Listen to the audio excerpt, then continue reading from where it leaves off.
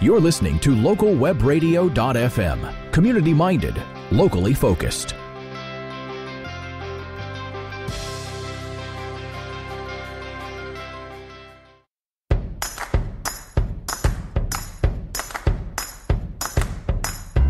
Are you a hardworking business owner striving for success online? There is help. Welcome to the School of Internet Marketing podcast, featuring candid conversations and inspiring stories of online success. Now here's your host.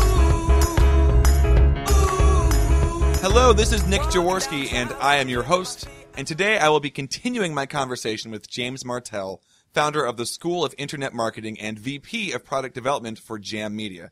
Today's topic, how to quickly evaluate the internet footprint of your business, and surprisingly, why you have one, even if you don't have a website. Now, before James joins us, just a reminder that if you have questions or require assistance, you can reach James's team at Jam Media and the School of Internet Marketing at 604-542-0747 and at jammedia.com. James Martell has taught tens of thousands of business owners how to effectively market their businesses online through his ebooks, courses, live trainings, and webinars, podcasts, and speaking engagements. James, it is great to be talking with you again today. Yeah, hey Nick, it's good to be back. Okay, so today's episode is titled How to Quickly Evaluate the Internet Footprint of Your Business. So I guess that leads us to the obvious question is, what exactly is an internet footprint? This is a very interesting topic because I've found a lot of business owners, even if they don't have a website, and which is still unbelievably to me the majority, have what we call an internet footprint, even if they don't have a website. And a real quick illustration of that would be a little story I heard from an associate of mine who was actually talking with one of his potential customers. And what they had said is, "Well, we don't have a website, and we don't really want to do anything on the internet." But what Don did, he says, "Well, let's just have a little quick look at your footprint," because they had a feeling that they were losing some business to competitors, or that something was up because they weren't quite having as many people wander through the door. And what Don did is he just quickly checked out their footprint and found out, sure enough, no website, no Facebook listing, no Twitter listing, none of that was going on. But right at the top of the list for this, and it happened to be a chiropractor, this doctor's name was one Yelp review. Uh-oh. And it was a very negative one at that. So even though they didn't have much of a footprint, they had enough of a footprint that it was really starting to cause them problems. So an internet footprint is any time your business name, address, and phone number, or what we call in the industry the NAP, N-A-P, name, address, phone number, is mentioned online for your business. That is the beginnings of your internet footprint.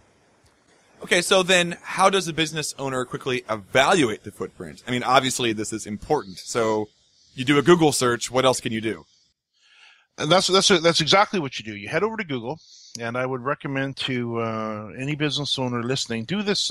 Take a few minutes right now and basically wander through it with me. In my area, we do a little bit of work for a local pub called Sawbuck's Pub, and I really use them as more of a testing ground and a real live little case study here. So you just type in your business name, and then maybe the city you're in and the state or the province. So up here, I'm in White Rock, British Columbia. The little pub's just across in another neighboring community called Surrey. So I'll type in Sawbuck's Pub, Surrey, BC for British Columbia.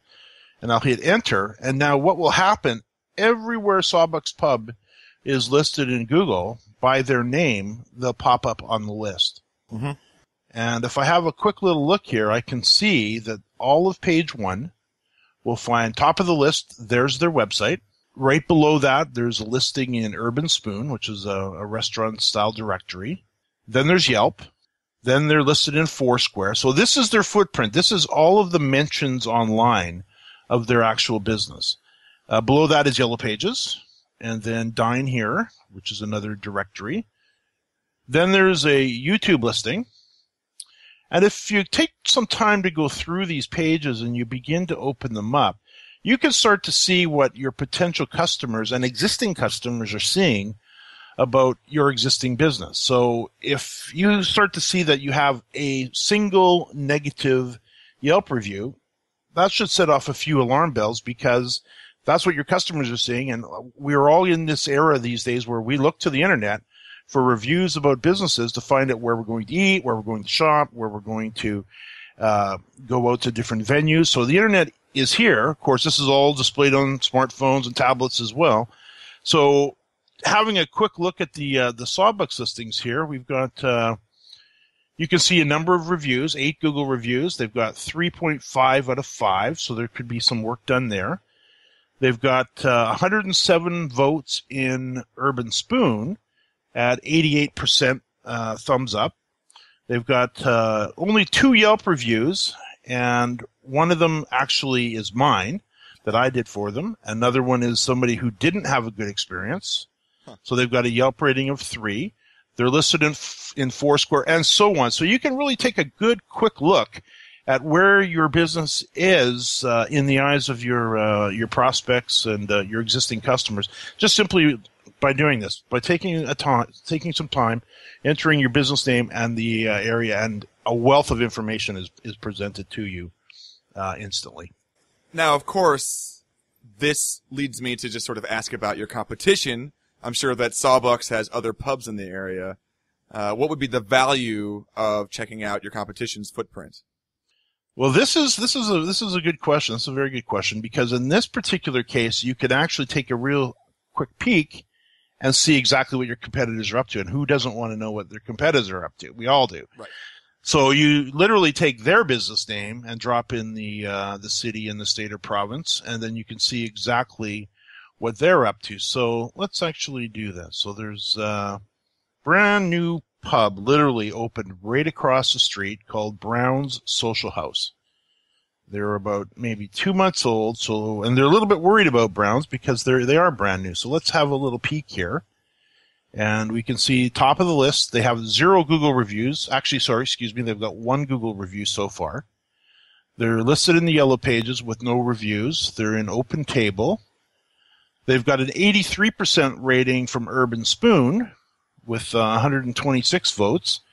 They've got a rating of 4 out of 5 on Yelp with 13 reviews, and so on. So you can really kind of dig in and have a good little look to see exactly what you're up against. And when it comes to the internet world, as we talked about in the first session, none of this is rocket science, and so much of it is data.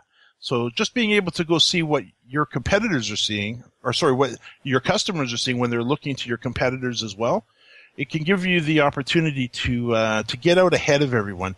In a lot of cases, you're going to find as well, when you're looking at your competitors, they're asleep at the switch. They've got nothing going on, which is another indication that you've got a good opportunity as the local business owner to really kind of step up to the plate and get out ahead of them, way ahead of them, right? So that when they do wake up in the next little bit, and they will, that you've already got a really, really good head start on them.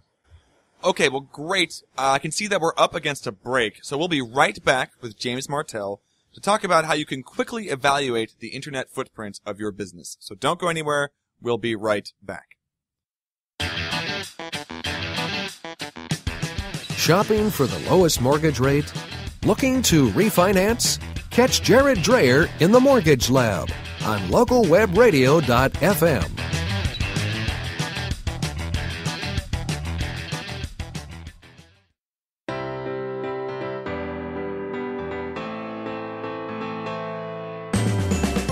Take control of your financial future with sound investing with Byron Stryloff, Senior Investment Advisor and Chartered Financial Planner with over 30 years of experience on the home channel on localwebradio.fm. To schedule a face-to-face conversation, you can reach Byron at 604-535-3700. That's 604-535-3700 and online at www.byronstryloff.com. Buying or selling a home on the Semiahmoo Peninsula? Catch up on local market conditions on This Week in Real Estate with Lance and Connie Marples from Sutton West Coast Realty on localwebradio.fm. All right, we're back, and I am still here with James Martell, founder of the School of Internet Marketing and VP of Product Development for Jam Media. And we are still talking about the best ways to evaluate the internet footprint of your business. And so, James, before the break, we were talking about going to Google and making sense of your search results. And as I was following along with you, I noticed that my results were slightly different than yours. Of course, Google has every bit of data on me. I have a Gmail account. I use Google all the time. I have a Google Plus account. And it was sort of hyper-focusing my results to sort of reflect. You actually came up in one of my results. Uh-huh. So how do I go about making sure that I'm not getting a sort of a skewed view of my footprint? This is another really good discussion point because, as you mentioned, Google does know who we are. And many of us have a Google account, whether it's a Gmail account or a Google Documents account, analytics account, literally dozens of Google services. And as soon as we're logged into Google, of course, they can see what we're up to. And it does skew the results because Google has a thing called personalized search. So that if I'm continually looking for a particular type of business or a particular business, they will have a tendency to begin to present that business to me more often. And it's based on our search patterns. So with personalized search, they try to marry up what the intent of our search is. So if I type in Sawbuck's Pub, they're probably assuming that I'm thinking about going to Sawbuck's. Right. Or I'm looking to find Sawbuck's and I need the address. So with personalized search, it does skew the results. And it's a good thing to know because sometimes a business owner will phone me and say, hey, I'm number one. Well, yes, you are number one because you keep going to your own website and Google thinks you're really interested in that site, so they present it top of the list. So you're not really number one. So the way to get back to the raw, pure results, if you happen to be using the Google Chrome browser, which I highly recommend over Internet Explorer, which many still use, there's three little bars at the top right-hand corner, and if you click on that, you'll get a little drop-down menu, and then you can select New Incognito Window. And if you open that up, a new browser will open, but there'll be a little kind of a spy type guy sitting up in the left-hand corner. And what this does, it removes all the personalized search. So now you can do a search and find out exactly what the raw, pure, non-personalized results are. And you mentioned that you see my face next to a listing. Right. Well, they've figured out that you and I have a relationship, probably through a Gmail account or through Facebook, and they figured out we know each other, and they know I know Sawbucks. So when you do a search, they're figuring, hey, they should put this listing in front of you because I'm interested in it. Right. So, but just keep that in mind with the incognito window. It's a very good way to have a real look at the pure results. Okay, so then how does somebody who's busy running a business sort of tackle the work of addressing their internet footprint? Yeah, there's the $64,000 question, because invariably what happens now as a business owner, when you're taking a peek here and you see your listings, you can see there's some work to be done. If you've got a Yelp listing of 2, we need to fix that, or you need to fix that. If you've got a Yellow Page listing that is sitting there that hasn't been claimed, which is a whole other topic we'll get into in an upcoming episode, that needs to be done. And in addition, there's all kinds of other reviews that can be generated for many of these different sites. So you can see that there's some work to do. And then when you go look at your competitors, you're either going to go, yay, I'm way out ahead of them already, or, oh my gosh, they're out ahead of me and I better get on this. Or let me just kind of dig in and really figure out what I'm looking at here, and then put a little plan together so I can really tackle this. So invariably, there's some ways to tackle this, and I actually wouldn't recommend doing anything at this point. We'll talk about that in a moment and why. Mm-hmm. But you need to figure out who you are in the scheme of things. If you're the busy business owner and you're the type of person that knows you may get started on this, but you're going to get sidetracked because you're working on so many other things related to the business, you may want to get somebody else to take care of this for you. So if that's the case, some of this stuff is very simple to do. It's pure data entry in a lot of cases. You may have somebody on staff already who's working for you that you're already paying. And it's usually the person, if I may say so, in a little sidebar here. If you've got an employee that's always on their smartphone and you can't get them off of it, don't get mad at them. Put them to work on this stuff because they can figure this out for you easily and get them to help you tune this up. So if you can't do it, get somebody else internally to do it for you. There's always outsourcing it to low-cost professionals as well, which we'll talk about in upcoming episodes. But I think the first thing is see if you got somebody on staff that can take care of it, and try to stay within the do-it-yourself realm a little bit, and then outsource some of the more complicated stuff down the road. But this stuff here that we're looking at is very, very important, and because, of course, it's highly visible in the results. So I would begin with this, and either taking on some of it yourself, or getting someone to take care of it for you who's within your staff. So what's a typical mistake? I mean, some of it's fairly straightforward, but what's a typical mistake that a business owner could make in this work? I would suggest probably the number one mistake, and I would think that many business owners who are listening to this are probably looking to say, I got to get on this right now. I got to do something with this. I'm not quite sure what, but I do see there's some work to be done here. So I would just caution you, hang with us for the next few episodes. Let us get you a little more prepared for this, because one of the big mistakes is just kind of diving into this without quite the right amount of knowledge, because you can do a little damage in here. Not much, but you might as well do it right. And you also need a detailed plan in place, so you don't just kind of start it and stop it. So we want to get a plan in place. We want to avoid what I would call knee-jerk marketing, where you see, oh, Yelp, I guess I better do some work in Yelp. Or somebody happens to mention Facebook to you. Oh, I got to set up a Facebook page. But you don't have a plan in place, you don't have a strategy, and it just kind of, it withers on the vine. So I guess the two big mistakes is not having a plan and knee-jerk marketing. Okay, so let's say that I'm a business owner and I recognize that I have a lot I need to learn, but I just don't want to wait. What's some way I could just sort of fast track my knowledge so I can get a head start? Oh, there's a good question. I would suggest if you find yourself in that position where you want to get started, or maybe you have somebody right now that's sitting in or under your employ that you could really kind of get up to speed on some of this, I'd recommend. It's a little too soon to head over to the School of Internet Marketing. I'm going to recommend that a little bit later once we get a little bit more knowledge your way, if I may say so. Mm-hmm. And just on the school, just so we know where we're going with that. The School of Internet Marketing consists of a large number of courses and support chat forum and private Facebook group and weekly podcasts. And just so we're not wondering how much it's going to cost me down the road, School of Internet Marketing is very affordable at $47 a month. For your business. So we're not talking thousands of dollars here. So, and business owners, if I may say so, frankly, love it, because it really does give them basically a support system and a safety net and a place that they can get real information and learn how to effectively market their business online. But before going there, what I would recommend is, number one, stick with these podcasts for sure. We're going to roll these out week by week by week, and we're going to kind of lay the foundational knowledge down. But I would suggest heading over to our website. One of our sites is called Smart Local 360. And when you get to Smart Local 360, you're going to see right on the top of the homepage, there's a booklet. It's called The Local Customer Connection. It's free.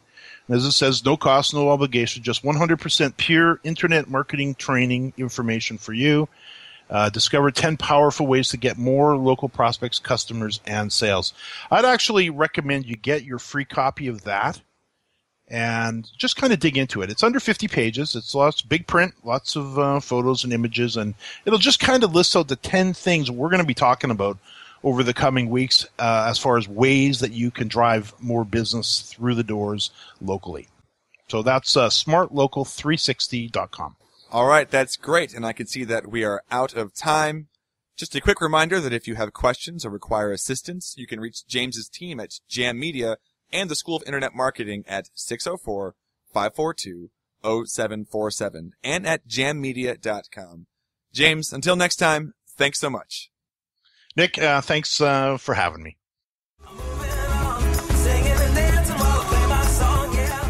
Thank you for listening. To learn more about the School of Internet Marketing and to get access to all exclusive courses and interviews, visit theschoolofinternetmarketing.com. That's www.theschoolofinternetmarketing.com.